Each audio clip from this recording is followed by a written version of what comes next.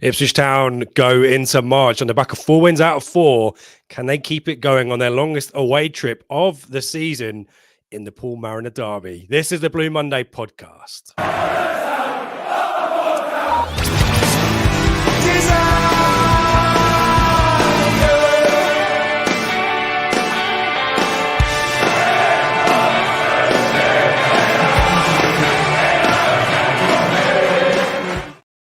Hello and welcome to the Blue Monday podcast, discussing the town up or down since 2015. I'm Rich Woodward and welcome to the Prematch Show in partnership with our friends at the Greyhound Pub in Ipswich. We go live every Thursday at 8 p.m.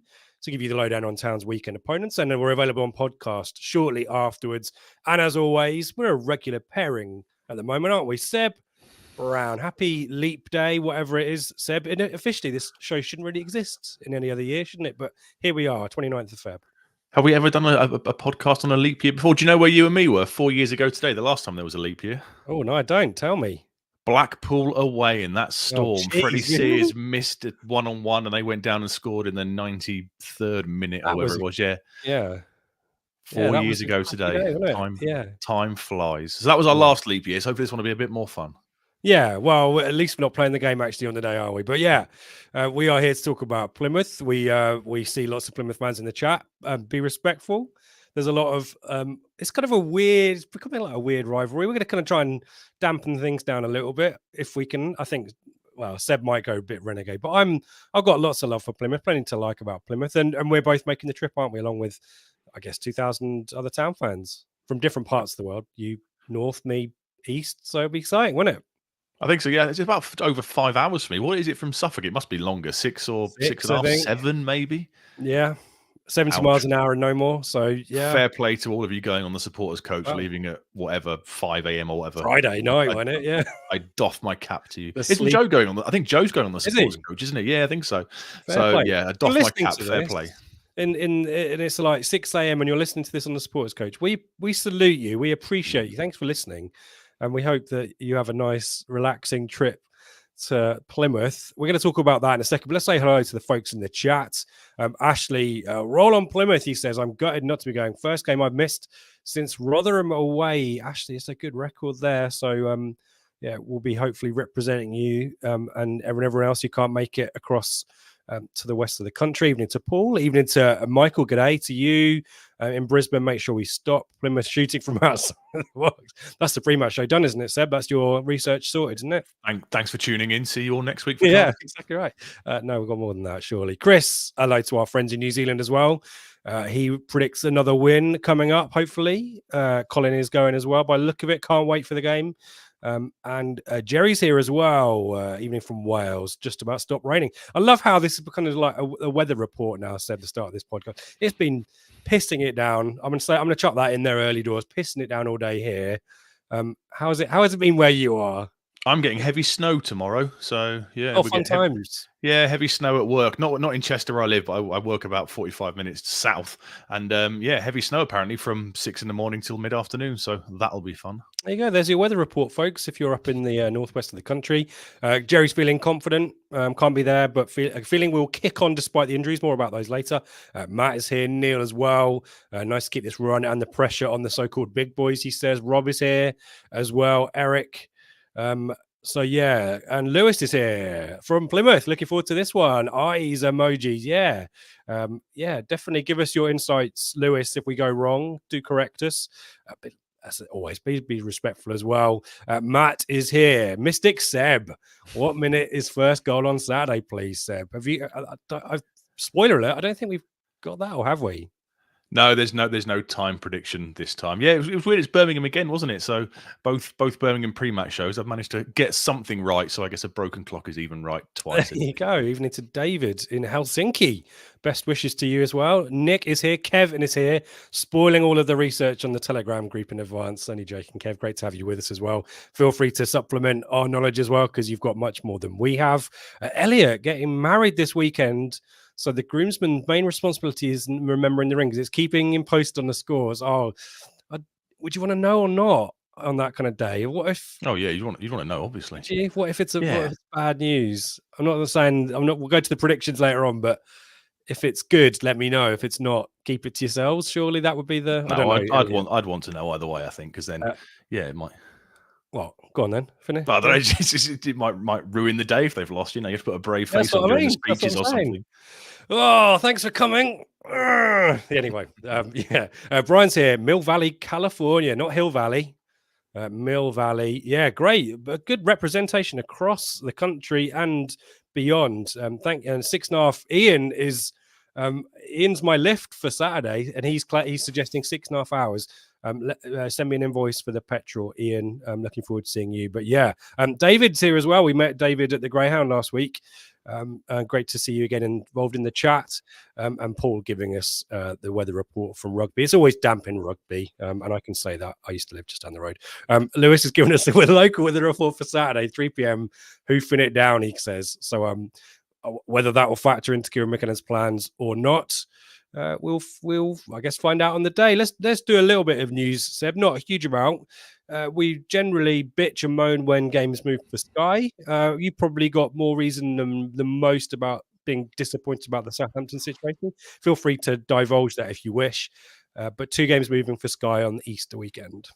Yeah, Blackburn doesn't affect me at all. I'll go to that one regardless. So I guess I get to get a bit more time at home before I have to set off for that one. Southampton is a little bit irritating because I was planning on doing a day trip back from Chester to see it when it was a 3 o'clock, and a 12:30 for me would have been even better, regardless of how the atmosphere is affected and stuff at Portman Road, because I'm flying out to the States. We're both off to Las Vegas, aren't we, on the Tuesday? So it's been a really tough sell to my partner to tell her that the day before we go away for a week, I was planning on shooting back to Ipswich to see some football, and now being a 5:30 kickoff, I don't think I'm going to be able to justify that one. So I'll have to settle for Sky at 5:30. But again, it's what comes of being successful, isn't it? When I looked at the fixture before we booked the trip, I did think there's a good chance that one moves. I think it's a Champions League week, so it's good they haven't shifted it to a Tuesday night or a Wednesday night. And I guess out of the slots given away, the 5:30 is much better than the 12:30, isn't it? For the fans generally, for the atmosphere, I guess we'll know where we stand because there's a 12:30 game that affects us. There's a 3 o'clock game that affects us. So from that point of view, it's the best of a bad bunch. It's just a little bit irritating for me, selfishly. Yeah, and that's the most important thing for us here on the podcast. Too right. So, but yeah, good. The money coming in from Sky hopefully is pretty lucrative. I imagine we've probably been up there with Leeds, probably is the team featured the most on Sky, I'd imagine. This is the 16th time apparently we've been featured as a main game on Sky this season. That's the 3rd of the season. That's nuts, isn't it? Absolutely nuts. I wonder how many. Someone worked this out. I wonder how long it took us before this season for our last 16 games on Sky. I reckon it was probably over a decade easily. Need Carl Fuller's book, don't we? Which is downstairs, sadly. Otherwise, I'd go and I'd grab it. But yeah, let us know in the chat if you can figure out that how long before this season it had taken us to get to 16. Was it 16 games, did you say? Apparently it's apparently it's numbers. Those will be 15 and 16, which is 1/3 of the season. Absolutely crazy. Well, Cardiff before then. So does that include Cardiff? I presume so. Yeah, it just said 15th to 16th. I think it was Stu Watson who tweeted it or put it out there. So crazy, but it goes with being a successful club, doesn't it? It does. Yeah, and 3 p.m. kickoffs. What the hell are they? Moving on, another game that won't be kicking off at 3 p.m, although a future game will be. ITFC Women, part of a excellent Plymouth doubleheader, and your first ITFC Women match on Sunday, Seb? It is, yes. Normally they play at 2 p.m, obviously at the AG on a Sunday, which is pretty much an hour after I set off back home to get up to Chester. So I'm really looking forward to it. Yeah, you'll have to look after me, and are you bringing your drum? I assume not. You are. Fair enough. Okay, right. I'll stand a little bit away from you there. Yeah, that's fine. You don't have to join in with the chants if you don't want to, but hopefully most of them will be familiar. Yeah, looking to build off a really positive victory over Rugby Borough last week. So, and build momentum and positivity ahead of the game at Portman Road on the 23rd. And the tickets for that have now gone on sale to season ticket holders and members. And I think from Friday, I might be wrong, goes on general sale. So yeah, get involved in that. Selling really well certainly down the sides of the pitch. If you want to come and be noisy on the 23rd, Block 6, Section 6 is the place to be. But yeah, really excited. I'm really great that the club and the league have kind of figured out these double headers, because the reverse fixture I think was the same as well against Plymouth. So really good to do that and make a weekend of it, isn't it? So excited. Let's talk about the men's team for Plymouth then, Seb, and this crazy kind of, as I mentioned at the top, this little bit of acrimony, isn't there? Maybe like a love to hate kind of thing rather than actual proper like Norwich kind of hatred levels. We're not quite there yet, but it does feel like there is kind of a weird aura around Plymouth v Ipswich games now, aren't there? Give us your take on it. It does, yeah. I actually quite like Plymouth, if I'm being brutally honest. You said I go a bit brutal at the start on them, but I quite like them. I think they're a well-run club. I like the way they do things. We'll kind of discuss them in more detail. This rivalry that's kind of manifested itself over the last couple of years. Obviously, I think the Plymouth fans are a bit like us this season, if we're being honest. We're getting a bit annoyed at the lack of attention, probably, with us and Sheffield Wednesday up there with them last year, and we are too big a size than Plymouth, with all due respect. I think the media, I think Plymouth fans were getting a bit annoyed they weren't getting the credit they deserved. We have to remember they won the league last year. They beat us to the title. Yeah, they beat us to the title last year, and yeah, it was just we couldn't beat them, could we? We had the late Ballymumba deflected 93rd minute goal at Portman Road that shocked us a little bit. Obviously, the defeat down in September at Home Park was our first defeat of the season, and as these things tend to do in 2023, social media gets involved. Everyone gets a little bit silly. It's a bit hypocritical of us now, throwing our toys out the pram every time we don't get mentioned on Sky or BBC podcasts where they discuss Leeds, Leicester and Southampton. But it is what it is. I have to say I do quite like Plymouth as a club. I like what they're doing. My first trip down there, never done it before. So looking forward to the weekend, apart from the 5-hour drive one way with Mullet sitting next to me. Yeah. Well, no comment on that. But yeah, it's two teams that have kind of got very similar experience. Probably they're definitely more so than us, of kind of being out on a limb a little bit in terms of geography as well. But lots of names from, I mentioned Paul Mariner, didn't I, in the intro, but David Norris is going to be involved on Saturday, isn't he, as well? And there's some good interactions between the clubs, as it were. And last season we should be patting each other on the back, frankly, for the seasons that we put together, and nothing but respect for their season, particularly because I think a lot of us more hopeful than expectation. We're expecting a little bit of a drop off when the loanees situation happened for them last January, and look, they went on and won the league. So happy days. But this is a new season, Seb. What is the state of play for Plymouth going into Saturday? It feels a bit different, doesn't it? Obviously, Schumacher's moved on. We're used to our kind of ding-dongs with Stephen Schumacher at the helm and I've forgotten the guy's name, Ryan Lowe at the helm, but he's moved on now, and it's a new manager. Ian Foster's come in from Saudi Arabia. We'll discuss him, and it kind of feels a little bit different. I know we're still going to see many of the same kind of players that we've come to know from our ding-dongs in League One over the last few years, but it's a slightly different formation, maybe a slightly different style. I guess they're doing probably what they expect themselves to be doing. I don't think it's any surprise. Their budget is certainly probably in the bottom 3 of the league. So to have themselves where they are on 40 points and 15th in the table, I think is a decent return at this stage. I guess the problem they've got, obviously, is they have this one outstanding player, and come the summer, are they going to be able to fend off bids for him? And I guess that's what kind of sides like Plymouth need to do. They recruit really well. I'm a big fan of some of their recruitment.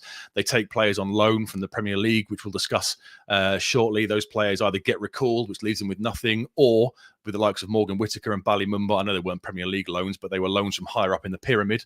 They can pick them up the following summer for relatively cheap, look to develop them, and, well, in Morgan Whittaker, they'll have a player now who's worth 15, 20 million quid. So it'll be a case of the vultures will start circling in the summer, but until then, they'll look to establish themselves, get across the line to see themselves safe, which I think they will do, and look to go again next year. They've won 10 of the 34 games played so far this season, won 10, drawn 10, and lost 14. Goals, I have written in the script. They are free scoring. It's goals galore. They are also very, very loose at the back. 53 goals scored is the 6th highest in the league. It's ahead of teams like West Brom and Hull, who are in the playoff positions. But 57 goals conceded is the 3rd highest in the league after Rotherham and Blackburn. So expect goals at the weekend because they are free scoring, but they will give a lot of chances away as well. Yeah, a lot of love in the chat for both Ryan Hardy. David here saying Hardy a real threat, Whittaker as well. Tony, we need to keep Morgan Whittaker quiet. Shame he never signed for us. Yeah. Universe doesn't care. Welcome to good to have you back, as always, with that great username. 100% the one that got away. And we don't really know the story there, do we? But I do like the conspiracy theory that there was chats and whether there's interest there, and whether we kind of made kind of moves to kind of encourage Swansea to recall him. I don't know. If we did, it could have been a stroke of genius if we did. It didn't work. It meant nothing, obviously. It didn't matter. But fair play. If they had dropped away and we get across the line with Sheffield Wednesday, and that was the reason, that would be an absolute masterstroke by Mark Ashton. Yeah, Sean here always plays well v Town. If we can keep him quiet on Saturday, he's expecting a Town win. Max Whitaker plays in the space that leaves when he bombs forward. We are going to have to be smart in the transition. Yeah, definitely a lot of work for Burgess there. But yeah, Colin's a fan, and Universe doesn't care, as I said. Hardy and Whitaker, a little bit of a partnership, but there's more than those two as well, as we'll talk to later on. But as you mentioned, yeah, good in both boxes and we've said similar to lots of teams, haven't we? And realistically, if you can't keep it tight at the back, I don't know, we're ones to talk in that respect. It is going to make it difficult for you, isn't it? Form wise, Seb, not the best though. No, 19th in the 5-game form table, 1 win, which was last weekend. A bit of a coupon buster, wasn't it? They won 2-0 at the Riverside against Borough. And if you watch the highlights, they were certainly good value for that win. Yeah, Middlesbrough just can't get going, and making mockery of idiots like you and me who predicted them to be in the top 2 back in the summer. So that's a great result. 1 draw against Coventry, another side doing well. 3 defeats, Sunderland, Leeds and West Brom. 5 goals scored, 10 goals against in the last 5 games. The home form, however, is decent. Now, this was a running theme, obviously, last season.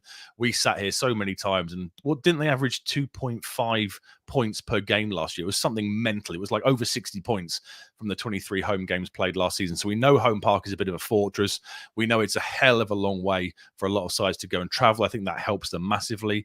And again, this season it's proving decent. They've won 28 of the points so far on the board have come from the home games, which is 70% of their total tally. 38 goals scored at home, a +8 goal difference. They have lost the last 2, like I just mentioned, against Leeds and against West Brom. So maybe something there for the kind of the playoff chasing sides, the automatic promotion sides going there and doing a job. The last 5 at home is 1 win, 2 draws, and then the 2 defeats like we've just discussed. So it is a tough place to go.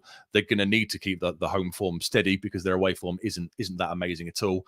And it's kind of not the same levels of last year. That was never sustainable in terms of 2.5 points per game at home. But to keep it a fortress this season has aided them really, really well. And I don't think they'll go down. Do you? They're on 40 points now. I know that's only kind of 5 points ahead of the bottom 3 as it stands, because everybody in the bottom 6 seemed to win last weekend. But with the goal scoring ability they've got in the side, I know we've just said they will ship a lot, but with Whitaker, with Hardy, with those kind of players available, I can't see that they've got enough firepower, I think, to comfortably kind of stay up this season. Would you agree with that? Yeah, and the thing that bodes well for them in terms of keeping themselves out of danger, you mentioned the home form isn't as good as it was last season, and as you said, difficult to sustain that. The average position based on the current league table of the teams they've beaten is 17th. They're quite happy. It's a lazy cliche, isn't it, a flat track bully, but there is an extent to which they are picking up wins against the teams you'd expect them to. The odds, there's a victory over Norwich and Sunderland in there as well. They beat Norwich 6-2, just to remind everyone. But generally, they get the results against the teams you'd expect them to, and maybe struggle against the teams up in the top 6. So, again, that maybe bodes well for us, but it also bodes well for them in terms of the rest of the season, isn't it? Picking up points. But yeah, the form isn't the greatest. Only one of the last 6. So it's a little bit middling, the form at home, but they've definitely got the ability, and it's this fortress, isn't it? Borough, do we take anything out of this Borough game? Obviously, the away match, I just thought Borough was so passive. They hardly engaged when Plymouth P team went forward. They just backed off, didn't they? They gave them so much time and space to pick off these shots from around the 18-yard box, and it could have been 4-0 at half-time. Borough just totally not at the races, Seb. So do we read much into this one, or is it more about Borough than it is about Plymouth's victory? Not wishing. I think arguably it is. Well, you've got to give Plymouth some credit. They made some tactical changes. They pushed a player further forward into a kind of number 10 role. His shot was saved, and a follow up was scored, and he got an assist for the second one. But yeah, I mean, Borough, they're so bizarre this season, aren't they? They can beat Chelsea 1-0 in a cup semi-final first leg and then lose to somebody the following weekend who totally unexpected. Last week would have been a coupon buster, but Plymouth were really, really good value for it. Like you say, it could have been 4 at half time. The XG, hello XG fans, 1.93 to Borough's 0.5, 22 shots, 11 of which were on target, 3 big chances created. They were happy to sit back and let Borough have the ball. They only had 32% possession, and they just looked to hit them time after time on the counter-attack. 6 direct counter-attacks resulted in 5 shots. They were perfectly happy to say to them, you have the ball, and as soon as we win it, boom, they go. They hit teams quickly in transition. And I guess given our possession kind of stats, we might have a similar kind of similar time against them on Saturday. Yeah, Sunderland away, there was Ryan Hardy scored a goal on the break that just totally caught them out. So there's pace in that team to counter. But yeah, it just felt like every time they went forward, they were going to score, which we need to be wary of given our openness at the back. We've also got, so Graham here, thank you all the Plymouth fans getting involved. Really appreciate your insights. Graham saying Foster lost his way recently with too many changes, but against Borough reverted to a more familiar starting 11. And David here as well. Last 2 home games were poor. We look shattered. Plus, we've had to bed in a new batch of players because of loans going and a new manager. Borough probably our best performance for a long time. So maybe coming into form at maybe the right time there at Plymouth. Did you see the West Brom game? A few people have talked about that in terms of things that give us hope. I think someone in the chat needs to see if I can find it, is not expecting a repeat of that. Yeah, the universe doesn't care. Our favourite username. Destroy them at home, but we're not going to play like that. Yeah. We'll talk about the formation, Seb, but a threat down the wings definitely feels like behind the wing backs our opportunity, doesn't it? Yeah, the message I got was spacing behind the wing backs. So you're going to want fast, kind of tricky players. We'll discuss our likely lineup, but I watched the highlights of the West Brom game, the extended highlights, and it seemed to me time out, especially down the left, that Mickey Johnson, the guy on loan from Celtic, he was getting loads of space in behind their right fullback, wasn't he? Yeah. Let's talk about the manager then. It's not a name that is massively familiar to lots of people. But again, you mentioned the recruitment of players. Again, it feels like a little bit of analytics data perhaps involved in this appointment, dare we say. Ian Foster. I think so, yeah. Ian Foster's come in at the start of January. Obviously, Stephen Schumacher went off to Stoke and took most of the backroom kind of side with him. Not going well there at all, is it? What's your take on Stoke then, Seb? John Walters has had to do a press release kind of galvanising the fan base. We know that Stoke is a kind of a fearsome place to go for an away match, isn't it? It's just not gelling there, and you kind of feel like there's a point. Yeah, go on.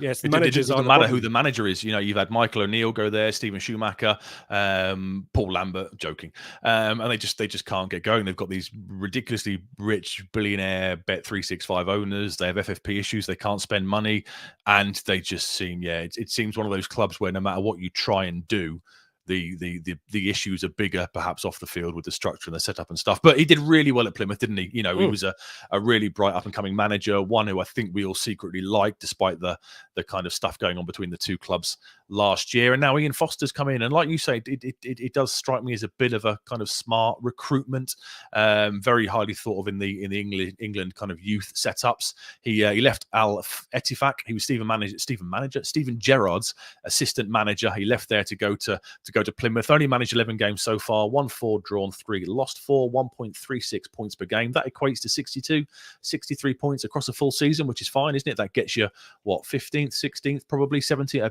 14th maybe.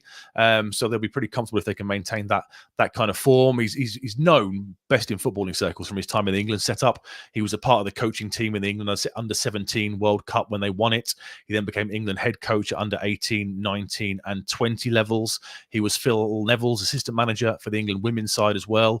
Paul Cook took him to Portsmouth in 2015. Go on, we've not had this for ages. Go on, do the voice. No, I'm out of practice. I'll be rubbish. Keep going. He took him to Portsmouth there, in 2015, culminating with the promotion in 2017. Brief kind of, well, not a brief playing career, but a playing career not to write home of. He was a striker who played for lower league sides, Kidderminster, Chester, Barrow, Hereford. Nothing to write home about from a footballing kind of playing point of view, but great work in the England youth setup, and I guess that's what's attracted the eye of Plymouth, and I guess they'll hope they've pulled another blinder. We're going to start singing "The Eye of the Tiger" then. Let's move it on before I have to bring out the Paul Cook impression, which is massively Go rusty. on, give the people what they want. I can't even remember how to do it now, Seb. Yeah, just lost it. You see, you have to keep. Yeah, you know, it's the Westlife key change that makes it. I'm just out of. Well, you can stand up at the same time as doing it. I'm already stood up. I stand up every week. Here's a trade secret: stand up desk, everyone. Talk to us about history because it's generally positive, isn't it? Yeah, we have the edge, 24 Ipswich wins, 16 draws and 13 Plymouth wins. The last win, obviously, as we all know, was 3-2 back in October at Portman Road. Ballymumba own goal, George Hurst and Marcus Harness with the goals for Ipswich. Morgan Whittaker, worldy. Guess what? He was playing on the right-hand side, cutting on his left, and unleashed one from yardage, which people got very upset about. I remember people saying, well, we know what he's going to do. Why didn't we stop him? And I think it might have been Mikey commented saying, how did Ian Robin and all those kind of players score so many goals in their careers? Sometimes you have to say, great quality players will find ways to score magical goals, and that's exactly what he is. Do you remember the George Edmondson foul? Post, didn't it? Sorry, didn't it? It clipped the post. It was like perfectly placed. I mean, it was perfect. Yeah, it was absolutely perfect. The technique, the effort. We kind of bemoaned so many times last season they were getting deflected goals that we found to our cost at Home Park earlier in the season, but that one was clean and crisp as a whistle, if that's a saying. I don't know. Deep, do you remember the George? Even. Yeah. Do you remember the George Edmondson foul at 1-0 down? That could have. No, neither do I. It was a great piece of refereeing. A great piece of refereeing and fully deserved. Yeah, they went 1-0 up. Later on, watches. 3-1, and then Joe Edwards pulled one back relatively late on, but we saw out the win. The last game at Home Park was the first defeat of last season back in September. Freddie Ladapo with an amazing deflected goal. I think it was his first league goal of the season. That went over Cooper. And then 2 goals, Ballymumba. Chaplin kind of went down too easily. Mumba scored. And then Morgan Whittaker with the deflection got the win. We were good value that day. Do you remember Christian Walton hitting the bar in the last minute from the corner? Against his old club as well. Plymouth fan, we spoke to him on this channel. Plymouth fans, if you want to see an interview with Christian Walton, to go searching on our channel. Got a really good anecdote about Roman Lario, who I'm sure is a name that's familiar to you as well. So do check that out. But yeah, that would have been a brilliant moment if Walton had scored the equaliser, right? But I think it was a save, wasn't it? Didn't it? When it slowed down the replays, Cooper got. I think he got a touch, and tipped it onto the bar. I mean, he's a brilliant keeper, and that would have been quite a moment. The last time we won there was December 2020, 1-0 down, then a red card for Danny Mayer, and then 2 very quick succession 73rd and 74th minute goals from John Nolan and Caden Jackson saw us get across the line 2-1. Last week you cheated with this. Have you cheated this time and done research for the lineup quiz? I said I'd only do it once. It's not funny if I do it twice. Okay, so, fair enough then. I think you'll struggle with this one. This is. I haven't got a memory of. So this is the. This is the COVID second Lambert. This is about 2 months before Lambert gets fired. Yeah, the COVID season. Yeah. So we've started. So it's the season of the Ollie Hawkins. Yes, the NHS Carers Trust on the shirt, the blue badge, the Ollie Hawkins. Stephen Ward. Yeah, he played left back. Yeah, it was a 4-3-3. It looks like, but it could be anything judged on the players that started. Who's the third one who was in goal? I can't remember the goalkeeper. Currently at Preston. Didn't save a penalty. Currently at Preston, didn't save a penalty against Leeds. Cornell. Di Cornell. Keenan Bennett. No. I'm trying to remember it's the right squad. Yeah, you're just not getting any of the players right. I guess Chamber would have been involved, wouldn't he? Chamber was right back. Current player was playing in the back line. Did the pre-match presser today. Wolfie. Yep. Alongside him was a loanee from Arsenal. McGuinness. Yeah, so you've got the back 5. Yep. 3 central midfielders. 1 goal scorer. Nolan's you mentioned. Yep. You won't get the other 2. Oh, okay, fine. Give us some clues. Are they? They're not loans, are they? One is with your mate Paul Cook at Chesterfield. Dobra. Yeah, well, I don't think he was a central midfielder. This is what BBC Sport reckons. Okay. The other central midfielder was always parachuted in a bit by Paul Cook, and then I think he got subbed like at 45 minutes at one point, and by Paul Lambert. I don't think he ever got a fair crack of the whip. I think he's playing non-league at the moment. Norwood, Bishop. I think it's too late for Bishop, isn't it? It's gone by then. No, Bishop's still there, but he didn't play. No. Brett McGavin. Oh, he scores long ranges a lot in non-league. Yeah. And then you've got the front 3. So one you've already got, the goal scorer who'll be on the bench on Saturday. Yeah. So the 2 either side of him. Hawkins. Okay. 2 either side of him. 1 player out of position. Irish, awful injury at Portman Road. He never got going. Yeah.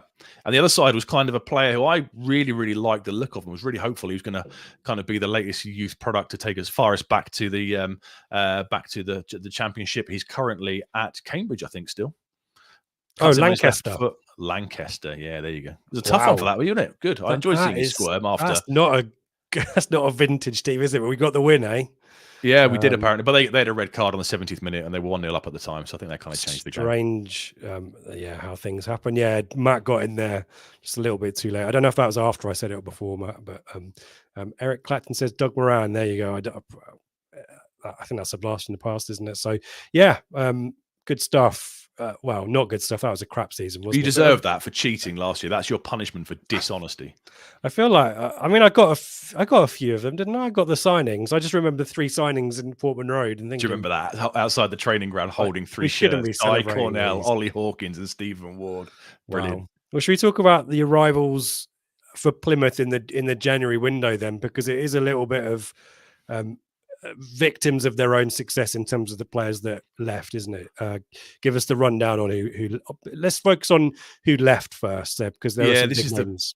This is the fashion, isn't it? You kind of have these half-season loans now. You take a player on loan in the summer, you kind of figure in the old days they'll be there for the entire year, but now, if they do well, and you develop them a little bit, you run that risk of the parent club coming calling and either moving them to another loan to a side further up the food chain, bringing them back into their own setup, or looking to sell them. And that's what they've kind of been the victim of. Luke Cundle played well in the Portman Road game, I remember.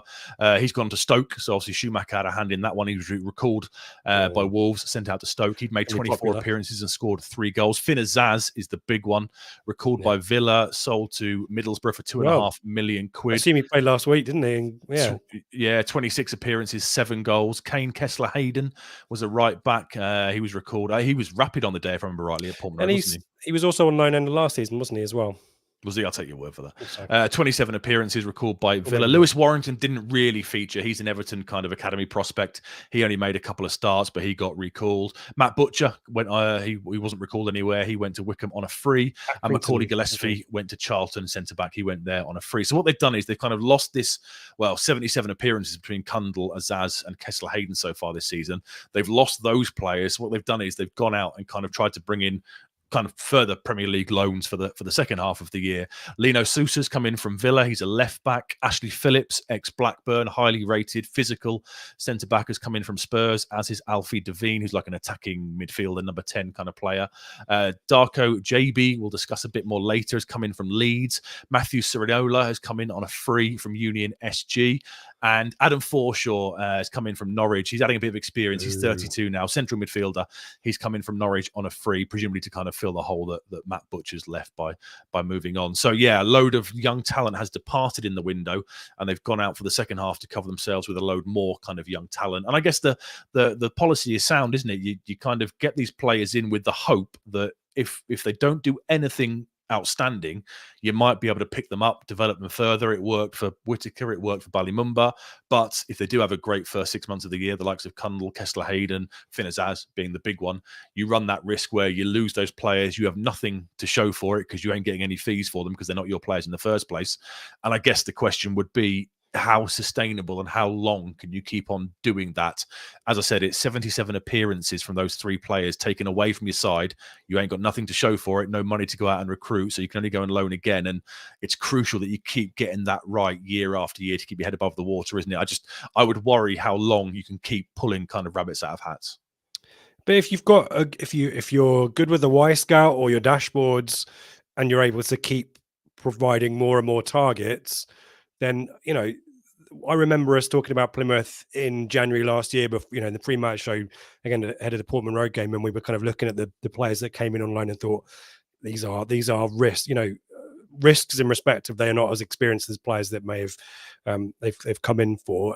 But yet it still keeps working for them. There's a point where there's enough of a sample size to prove that it's okay. Of course, it isn't necessarily sustainable, but if Plymouth were to get into the top 6 suddenly, then there's a much better chance of attracting those kind of players to sign permanent deals, like Whittaker, for example, and Mumba.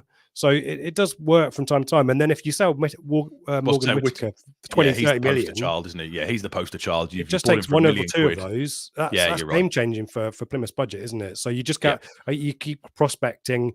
JB is one that you kind of think, if great prospect. Man City, I think, Leeds, as you mentioned, if they could sign him, if Leeds go up, for example, hope they don't, but if they go up, they get him for £1 million or something, and then he has a great season in the Championship. He's a £10 million player, isn't he? So it's not a bad model, but as you say, it maybe it maybe doesn't get you as long as you can sell one for big money every 2 or 3 years, it's fine, isn't it?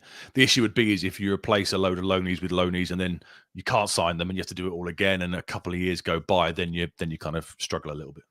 We mentioned that the system and what kind of Foster's trying to do. A few of our Plymouth friends have kind of given us the insight there. It does feel, having watched certainly the Borough game, I'd look at on the average positions for Borough. It does look like a very asymmetrical system at the back, like we do with Davis bombing on. This kind of Brendan Galloway that is the left back, who's basically playing on the halfway line, and then I think it was Sorinola who was on the right hand side, who's more of the orthodox. Is it a back three, Seb, or is it something a little bit of a hybrid like ours? I think it's a bit of a hybrid. I mean, they were playing 4-3-3, weren't they, under Schumacher for the first half of the season? The fullbacks would invert. The Whittaker one side, Ballymumba the other side would kind of, you know what they're going to do. They're going to cut inside and look to get shots off. We know them as a 3 at the backside from last season, and that's kind of what Foster's reverted to. It's been a 3-4-3 or a 3-4-2-1. Interestingly, against West Brom and Leeds, it was the 3-4-2-1 where the 2 10s played sort of a little bit narrower, I guess, to try and congest the centre of the park, and then they would look to find the space in behind the advancing attacking fullback. So yeah, 3 at the back. As Rich said, if you're a Plymouth fan in the chat, let us know if we're right on that one. But it's very much a 3 at the back system, and he has changed it from what Schumacher was using for the first kind of half of the season. I did what I did last week. Tomorrow I looked at the 5 games before Mowbray joined for Birmingham, and then the 5 games afterwards. I did a similar for Foster to see if there were any kind of insights. Now, there are a couple of caveats for this. You know, they have played the likes of West Brom and Leeds in the 5 games since he took over, and I think they had games that had 3 red cards on the bounce in the 5 games before he took over. So some of the stats are a little bit skewed, but overall the XG has dropped from 1.65 per game to 0.93. Possession has dropped from an average of 50% to 38%. Shots taken has dropped from 18 to 10. Total passing has dropped from 456 per game to 331. And the one thing that's gone up is long balls. That's increased from an average of 49 per game to 63. Wow. So it would suggest maybe he's gone 3 at the back, looking to make them a little bit more direct. Now, we've got to remember, he's had a load of new players thrown on him as well from the January kind of window. So I guess it's a kind of horses for courses maybe kind of deal. We'll get a better idea of how he really wants to play after a pre-season. But I thought it was interesting that he has looked to make them more direct in the short term since taking charge. Yeah, it's kind of like the opposite of what we were talking about with Tony Mowbray last week in Birmingham City, isn't it? So, yeah, maybe, as you say, maybe more horses for courses, and it worked at Borough, didn't it? So, yeah, something to keep an eye on there. We've mentioned a lot of the key players, so we'll kind of skip through this because I'm noting that we're getting to 40 minutes and we just talked about Plymouth. So, Whittaker, 17 goals, 7 assists, by far the most dangerous player. We know what he can do. Ryan Hardy as well. We talked about him in the chat, 12 goals, 4 assists. Isn't always a starter, but definitely a threat. Mentioned from our Plymouth colleagues that Ballymumba hasn't been as impactful. Yeah, no, he hasn't. We know him from, running down the flanks. He's not been great so far this season. 2 goals, 3 assists. Mikel Miller is kind of the left wing alternative, the left wing back who might well start at the weekend. Ballymumba's not pulling up any trees, shall we say. The centre backs we know: Brendan Galloway, Lewis Gibson, Dan Scarr kind of provides the cover. Julio Plethaglo, I'm going to say, no idea if that's right. There's a summer signing. He covers the right hand side of the back 3. Randall and very well done. Joe Randall and Jordan Houghton will be the central midfielders. Darko Jaby, who we discussed, just briefly on him, they kind of brought him in as a number 8, a central midfielder. In the Middlesbrough game, they pushed him further forward into kind of a number 10-ish kind of role, one of the 2 10s behind the striker. It was his shot that was followed up for the opening goal. Then he got an assist for the second one. So he might well be starting in that slightly more advanced role. If he doesn't, and he does start centre mid, then expect a coming together with him and Morsey. They both average kind of 2 fouls per game. So that could be quite an interesting battle to watch out. Michael Cooper is back from injury. He picked up a ligament, I think it was medial ligament damage in December. Connor Hazard has been playing in the sticks most of the season. He's got 5 clean sheets in 25 appearances. Michael Cooper, however, is back, and we know what a good quality keeper he is. We do, and no notable absentees. I mean, in terms of the stats, we've talked about the possession and the slight regression to a more pragmatic style, shall we say, under Foster of late. The goal situation, I mean, this is pretty consistent with Plymouth when we've talked about them. When we talked about this at the start, they maybe score more goals than the quality of the chances that XG would have them scoring, perhaps, but some good stats in terms of home goals. But then And then the flip side, it's very Birmingham-y, isn't it, this feeling? We were talking about Birmingham's situation. Do you want to give us the potted stats on attacking and defensive stats? Yes, we discussed their prowess in front of goal. They are a high-scoring side. 38 goals scored at home is the 4th highest in the league. The XG, however, has them down. That's a +9 difference between what XG thinks they should have scored at home versus the goals they've actually got. So I think for the 3rd or 4th podcast in a row, we are sat here discussing the sustainability of the chances they create. But I think, as you said last year, the longer it keeps on going, it doesn't become, an anomaly anymore. It becomes the norm. So that's where they are at with that one. 7 goals scored from direct counter-attacks is the highest in the league. Shock, they like a pop from range, as we found out in the Portman Road game. 42% of their shots come from outside the box, which is the 3rd highest. And then, as I said at the start, they do concede goals. 30 goals conceded at home is the worst in the league. 15 shots conceded per game is also the worst in the league. 7 goals conceded from set pieces is the 3rd highest in the league. And whilst they are very good at direct attacking counter-attacks, they are also pretty susceptible to having counter-attacks against them. They've conceded 3 goals, which is the 2nd highest so far in the league as well. So you're telling me there'll be goals. When will they be? So this becomes a weekly routine now. If there are going to be goals, Seb, it might be early doors, right? Yeah, there's going to be goals. It'll be in the first 10 minutes. Between us and Plymouth, we are 2 of the 3 worst sides for starting games so far this season from a goals conceded perspective. We've conceded 10 goals in the opening 10. No, I don't think so. We conceded 10 goals in the opening 10 minutes of games. Plymouth have conceded 6. We're the joint worst in the division. They are the 3rd joint worst. So make sure you're in your seats for kickoff, because you might miss, if you're not in the seats by 10 minutes past, you might have missed all the goals in the game. Could be 3-3 at 10 minutes in, folks. And do keep a lookout for former Town skipper and former Plymouth player David Norris, who's handing out 1,330 Cornish pasties to fans at the game as part of, I think it's like a Sky for the Fans initiatives, but I think it's a thank you on his behalf for the fundraising. He's been auctioning shirts off. A situation there behind the scenes that I think you can research and find out more about, but has had a challenging time. But it was potentially forced to sell his Champions Medal, which won with Argyle for winning League One or 2nd Division as it was then. But the fans raised money, so he didn't have to do that. So keep a lookout for David Norris handing out Cornish pasties on Saturday. If you've got any further insights, certainly Plymouth fans, about Plymouth, let us know. But we are going to talk about Ipswich. This is an Ipswich Town podcast, and plenty of stuff as well. Situations for Kieran McKenna to have to think about and manage. Do get your thoughts on possible lineups now. I know a lot of people have been putting stuff in the chat earlier, but now is a good time to recycle it because we'll talk through it. But let's go through bits and pieces of admin before we talk about Ipswich. If you want to check back our predictions for the rest of the month, there's a video that Craig did. It's about 5-6 minutes long, so not particularly long. Trying to give our team's predictions for the outcomes for the 5 matches in March and the points tally. So do give that a watch and let us know your thoughts in the comments. As always, the Flagship Show back Sunday, talking about Plymouth after the fact, and we'll also have a little bit of a mini preview of Bristol City as a separate show that will go out on Monday. Obviously, that's a midweek game, 3-game week coming up, so we'll be previewing that and an additional bonus bit of content.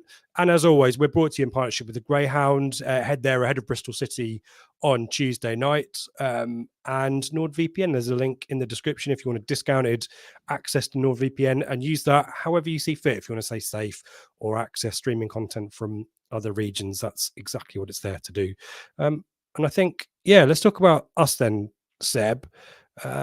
The big issue, Broadhead and Burns both got muscle injuries and will not feature. But given what we talked about in terms of Plymouth's system and perhaps the risk of attacks down the wide positions, I mean, it's probably a great game for Burns, but Amari Hutchinson's probably the form player in the league, and Jeremy Sarmiento is no slouch either. So actually, obviously you don't want to lose those players, but Sarmiento, Hutchinson, they come straight in, don't they? Yes, I think Hutchinson certainly does. I've just got this feeling in the back of my mind. I think he played Caden Jackson there last season against them when they had a back 3. And I wouldn't be shocked, given the injuries, if we saw Jackson line up in one of the wide, not the wide right, that would be Burns. But if Jackson was wide left at the weekend, I wouldn't be 100% shocked. But I think it might be Harness. I think it'll be Harness on the left, Chaplin in the middle. And that won't work because you can't play Hutchinson. No, sorry, it'll be. And Hutchinson. You said Burns as well, so you mean Hutchinson? Yeah, but Burns on the right. Chaplin, Burns is not playing. Burns isn't good.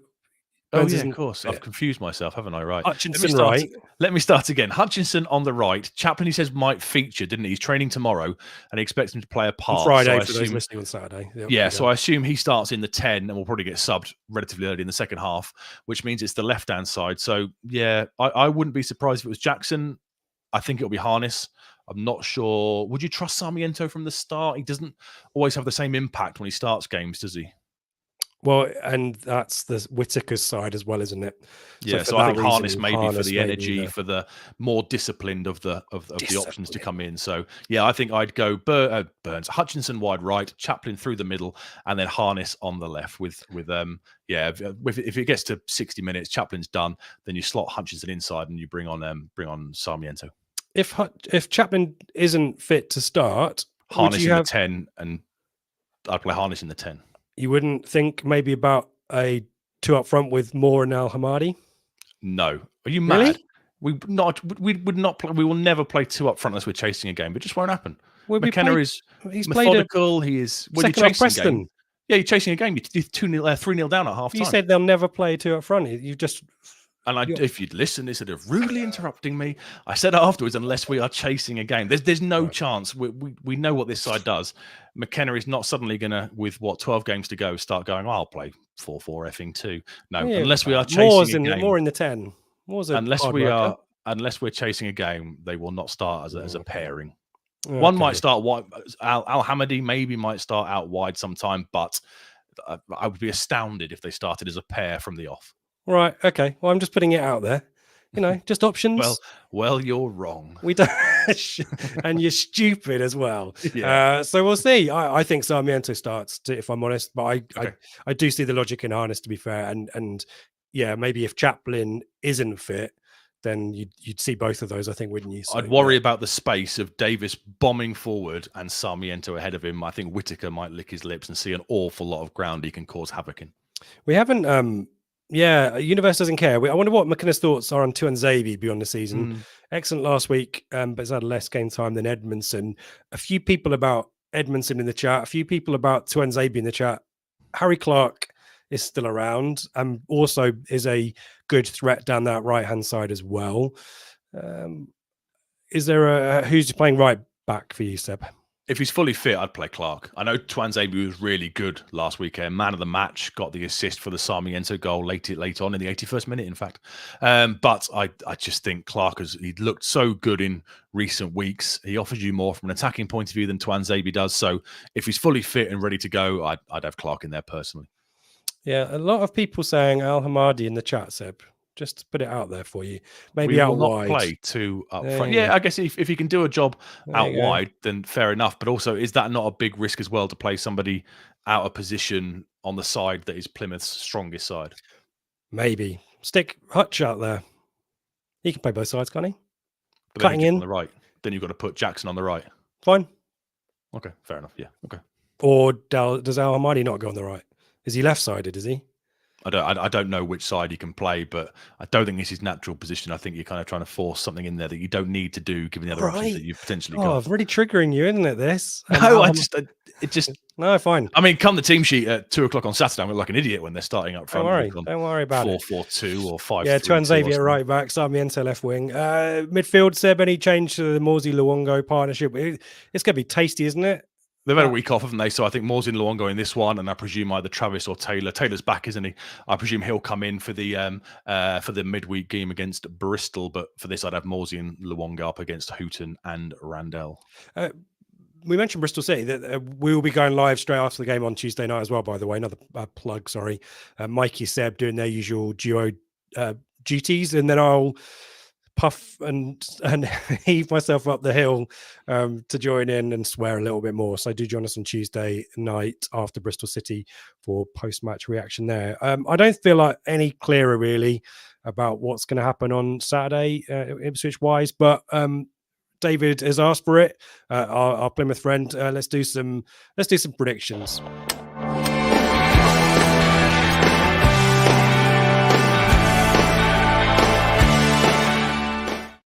If you put stuff in the chat, the host will read it. And thank you to everyone on Facebook. Jason, Ewan, Gary, Ben, Louise, Matt, and Scott for giving us a thumbs up. There's lots of you here tonight. Great to see so many people, especially opposition supporters as well. Do give us a thumbs up and do subscribe as well. As I mentioned, we'll be back on Sunday to talk about the game, but also try and give this level of insight in inverted commas, to every opposition that Ipswich play. So if you're coming up against the team a week or two afterwards, then that hopefully is still relevant for you as well. But great to see so many of you out there, and please do give us a thumbs up to at least acknowledge Seb's hard work and me slagging him off as I do, because it's not working, Seb. You keep winning in the bloody prediction league, and I tell the 2-point delta to me was predicting Ipswich Town 3, Birmingham City 1. So congratulations for that. In terms of the league table, though, a little bit of catching up to do. 10 points behind Telegram, 3 points behind. Now represented by our mate Jacob, who's actually, I think he's local to Plymouth, actually. Jacob, I don't know if he's in the chat. So feel free to show yourself, Jacob, if you want to give us some of your predictions. But let's put them up on the screen, Seb. Again, there's a lot of narrative around all the games. I remember in the middle part of the season, we didn't really care about most of the games, but now half the league is kind of entrenched in a little bit of a relegation dogfight, and half the league, let's say 6 of the league are hoping they can sneak into the last 2 playoff spots, and then you've got the top 4 kind of doing their own little thing. West Brom, Coventry, a nice little bit of a West Midlands derby. They're all predicting West Brom. They're too good at home, really, aren't they? Any other games? Yeah, another derby in Yorkshire. Yeah, we're hopeful, aren't we? Huddersfield Leeds. That's the early kickoff. That's the 12:30. There's a couple of 12:30s. That's one of them, isn't it? I guess we're hopeful. Anyway. Huddersfield have picked up a bit of form since firing Darren Moore, and I guess Chelsea played Leeds last night. Unfortunately, didn't go to extra time, so Leeds have had a midweek game. But you and me going for look at that! You're copying a lot of my results. That's weird. As I started to overtake you, seeing as you get the script about 3 hours before we go live. That's a strange tactic, isn't it? I think we're both kind of hopeful Huddersfield might do something, but in reality, we both expect Leeds to win that one, as we do with Birmingham against Southampton. That would be nice if Jay Stansfield could do us a favour, or Andre Dizelle could do us a favour, but I think we both think Southampton will get back on form, which makes our game pretty important, doesn't it? I've gone for a narrow Southampton win. I did think Birmingham were not as bad maybe as the scoreline set out, and they are a different beast at home, but Southampton... Did you watch any of the Liverpool game with Southampton? That was a beatable team for Southampton, and they had so many chances. Did they rotate heavily? I watched the Chelsea Leeds game, so Liverpool didn't make a lot of changes, a few, but not many. It's pretty strong, but they wasted so many chances and then got smashed 3-0. And hopefully, there's some motivational morale that's been dented there. But probably not. Leicester were expecting them to do the job at home against QPR, albeit QPR, one of those teams down the bottom that are in form. Maybe Millwall are as well, though you're predicting a draw there. Me and Jacob think Millwall might get a home win there. Watford just inconsistent. I've gone for a Norwich win over Sunderland. I just don't know how to predict Sunderland at the moment. Yeah. Another Yorkshire derby down the bottom. Rotherham, Sheffield Wednesday, we're all predicting 2-1 away wins there. We're not. Do you think Wednesday going to stay up? I think they might sneak it. Yeah. Danny Rowe's done a great job, hasn't he? Yeah, and you can figure out where my question might have gone if I was going to speak about Danny Rowe, but I'm going to keep that one for another day. That kind of stuff. No. Stoke, you're predicting after watching the Plymouth Borough highlights, you're predicting that Borough are going to score 2 at Stoke. Yeah, because Stoke is shit. That's my logic. That's my logic. That's your working. And Swansea Blackburn is a bit meh. Let's talk about our game then. I'm going for a draw. You are going for an away win, as is Jacob. Jacob's changed his mind as well. He did go for a draw initially, but has gone for the win. Show me your working behind Plymouth 1, Ipswich 2. Both sides score goals, so I think there will be goals in it. It'll probably be Morgan Whittaker or Ballymumber off the bench from range, and I think we've got to keep this momentum and this kind of run going. It'll be 5 league wins on the bounce. We did check out our video that Craig did with our 5, 6, 7 minute kind of predictions thing. Spoiler alert, I predicted wins in every single game in March, which some people thought I was an idiot for. But this time last season, we all know what happened. It's a side we've already beaten earlier on in the season. We have run at Home Park in the not too distant distant past. Not great the last couple of visits there. I think there'll be goals, and I think we will come out the right side of it. I think it'll be quite an entertaining game. I'm looking forward to it. Plymouth play good football. Obviously, we know we play good football. So as a spectacle and as a first timer to that part of the world, to Home Park, I'm very much looking forward to the game, and I think we will come out the right side of it. We got a weather report, didn't we, off the top? I'm trying to remember who posted. Apparently, yeah. Could it be Swansea on repeat? I think someone's predicting it. Hooning it down was the word, wasn't it? That'll do. That was 2-1. I'll be bob on, and I'll be sat next week ahead of you again in predictions. Swansea part 2, maybe. We shall see. Yeah, I just think there's a little bit of defensive frailty, and I think I assume that the team are going to fly down there. Yeah. But injuries to Burns, Broadhead, not helpful. Chaplin, a little bit of a doubt. I just think there's a lot of mitigating circumstances around it, and an away point at Plymouth is nothing to be sniffed at as well. So it's more of a reluctant prediction than a kind of a hopeful one, if that makes sense. I'd take a 2-2, but I think you're right. That there shouldn't be anyone that we fear really at the moment. So. Like I said, Leeds went there recently. They West Brom, etc. If we have designs of what we want to do this season, it's the kind of place we are going to have to go and pick up 3 points. Indeed, absolutely right. Well, David's going for a 1-1. There you go. And Mark has also gone for a 1-1 too. David, for those who are listening on podcast, is a Plymouth fan though. Gary's going 2-1 Town. Eric 3-1. He predicts. He's got these are getting more negative. Eric, I hope you're okay. Or you're maybe doing some reverse psychology on us. I don't know, but 3-1 there. Rob also going for a hard-fought draw. He goes 1-1 in the rain. Amari for us. Hardy for them. Reading also matching your 2-1. Nick going for a surprising 0-0. Can you see a 0-0, Seb? Anything's Not after possible, we've given the stats for how many goals they score, how many goals we concede, etc. Nick's probably right. That's what it will be now. There you go. We've manifested a 0-0. Matt going for a 3-2. I'm definitely putting Matt's predictions up in future after what happened against Norwich. David's going for a 2-1. Morsey deflected shot at 101 minutes. Wow, 101 minutes. I'd be interested to know how 10 minutes of added time happens as well. If you'd have provided us that insight as well. Collins going for a 2-1 for Town, as is Irvid as well. Porksmith, Plymouth 2, Town 3. It does feel like a 2-3 type game, but I predicted that last week and it didn't help me, did it? Matt, who is local but isn't able to travel down, he's going for a 3-1 victory for Town. And Seb is the man, says Eric. There you go. A lot of love for you. Neil going 3-1. Steve going 2-0. And Joel, a scrappy 0-1. I assume that's for Ipswich. There you go. Universe doesn't care. I'm not confident. I'll go 2-2 and hope I'm wrong. Yeah, you need to win just to stand still. You're right. It's crazy, isn't it? He's right. Yeah, we do 72 points at the start of March, and any other season. Yep. Matt saying snow in Plymouth apparently as well. So maybe not a repeat of Swansea. Paul, with a better team than the last time we played them, they're not as good. 4-2, he's saying as well. It's not going to be a sunny afternoon, says Tony in Plymouth. Paul going for a Murray hat-trick as well. Chris, our friend in New Zealand, going for a 2-0 Town win. And Graham, this is the weather podcast. 8 degrees in Plymouth Saturday, says Graham. So probably no snow. There you go. Dr. Zach King's going for a 3-1. And Peter, we'll finish with Peter's prediction, 2-1 Town. We'll be back next week to see how Seb got 2 more points than me in the predictions.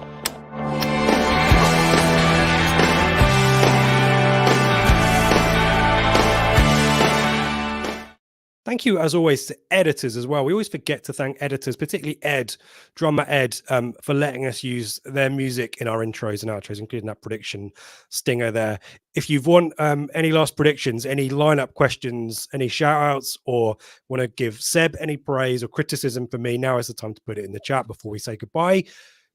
Seb, do you want to do bits and pieces? Because I need to sign us out, don't I? So you have to. The season is crucial with the sign-off that the Prematch Show does, as we know from experience. You've got to keep it going. Thank you to everybody for watching and getting involved. Thank you to the Plymouth fans for coming in the chat. Much appreciated. Don't forget to check us out with the Flagship Show on Sunday as well. Get yourself to the Greyhound, Ipswich's #1 pub. Get yourself a NordVPN tracking thing for whatever you need it for. Whatever it is. NordVPN. Yep. Yeah, get a NordVPN. That's what the cool kids do. Plug Telegram. Come and see us on Telegram if you want to. As we said, the flagship will be back on Sunday. It's Ben, Dave, and Joe. You'll get a mini bite-sized preview for Bristol City, which will be out, recorded by the flagship guys. That will be out probably at the start of next week on Monday. And then come and join me and Mikey doing our usual instant match reaction show next Tuesday with old man Woodward running up the hill to come and join us in. Oh man, Woodward. Yeah, a lot of love in the chat. Thank you everyone for joining us. Numbers fantastic. As we said, we're here every Thursday 8 p.m. To preview the weekend game as well. So thank you everyone for getting involved. Chat has been great. Really great to get that external insight from Plymouth fans, as Seb said as well, and from you guys as well. Your predictions, your insights as well, and weather reports. That is very much now a feature of this podcast. I need to get some emojis, don't I? Seb, thank you as always for all your hard work. I look forward to seeing you and plenty of the Blue Army down in the I was going to say the West Country. It's not really the West Country. It's beyond the West Country. It's France. It's not France. That's the other side, mate. Plymouth is more towards America than it is to France, I suggest. That's what I meant. But yeah, thank you everyone for getting involved. Before you go, do give us a thumbs up and a subscribe as well. A lot of love for other teams as well. The promotion race is hotting up. I don't think we've officially called it the run-in yet, though, have we, Seb? 10 games is the run-in. 10 games. A few more weeks to go. Cardiff. No, it's Cardiff. This time next week. Next week. Yeah. That's the run-in. The run-in, folks. So do join us next Thursday when we'll talk about that. But yeah, thank you to everyone who's got involved. And as always, come on, you Blues!